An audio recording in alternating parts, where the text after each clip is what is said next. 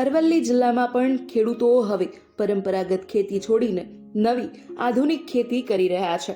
એવી જ રીતે મૂળ સાબરકાંઠા જિલ્લાના અને અરવલ્લી જિલ્લામાં ખેતી કરતા મિતેશભાઈ પંડ્યાએ 350 વીઘા જમીનમાં બાગાયત ખેતી કરી છે। જાણીએ।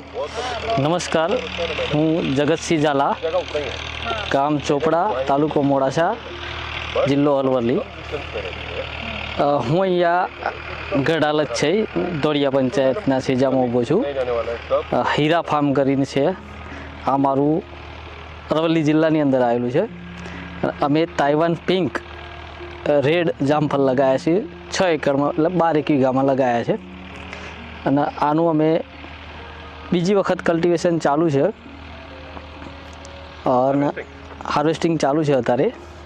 અને આ જે અત્યારે હાલવાળી જે તૈયાર કરી છે અમે, એ બેઝિકલી આ ફિલ્ડ ઉપર તૈયાર કરી છે।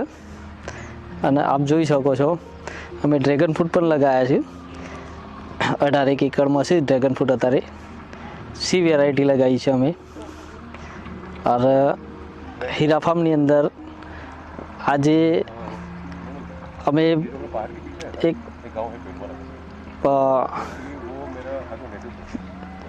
જે બેઝિકલી આ જે ટ્રીટમેન્ટ અને જે આની જે કહેવાય કે જે થિકનેસ છે એ ટોટલી અમે બાગાયત ખાતાની માહિતીથી કરેલી છે। અને બાગાયત નિર્દેશન માર્ગદર્શન હેઠળ અમે આ ટોટલી આનું એ કરેલું છે।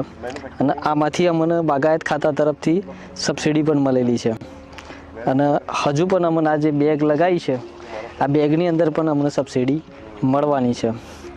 આનો ઉદ્દેશ એક જ છે કે અમે ખેડૂતોને એટલું કહેવા માગીએ છીએ કે બાગાયતમાં સરકાર ઘણું પ્રોત્સાહન આપે છે અને બાગાયત ખેતી આપણા અરવલ્લી જિલ્લાની અંદર બહુ અનુકૂળ વાતાવરણમાં છે, એ આપ જોઈ શકો છો।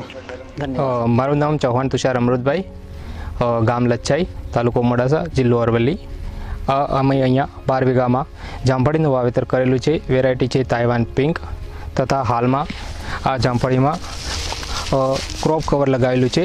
આનો મેઇન ઉદ્દેશ છે કે જામફળમાં ફળમાખીનો ઉપદ્રવ રહેતો હોય છે, જેના કારણે આ ફ્રૂટ બેગનું કવર કરી દઈએ તો જામફળ એક ક્વોલિટી બી મેન્ટેન થશે, ફળમાખીથી બી બચાવ થશે અને સારો એવો પાકનું પ્રોડક્શન થશે તથા બજારમાં સારા ભાવ પણ મળશે।